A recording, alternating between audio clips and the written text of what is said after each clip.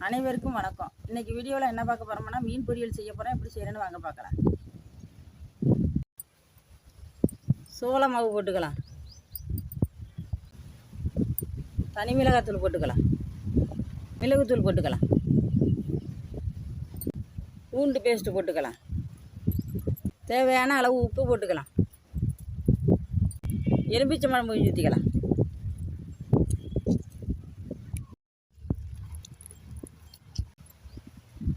தண்ணி ஊற்றி கலந்துக்கலாம். மீனை இது கூட போட்டு கலந்துக்கலாம். எல்லாத்தையும் போட்டு நல்லா கலந்தாச்சு. அரை மணி நேரம் ஊறட்டும், மூடிக்கலாம். கொஞ்சம் கொஞ்சமாக எண்ணெய் ஊற்றி பொரிச்சிக்கலாம்.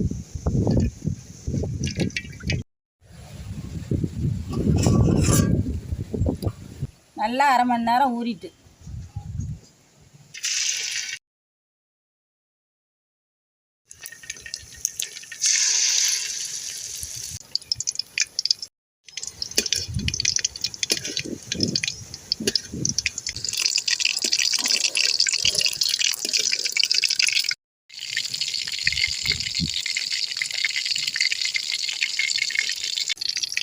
மீனை நல்லா பொரிஞ்சிட்டு எடுத்துக்கலாம்.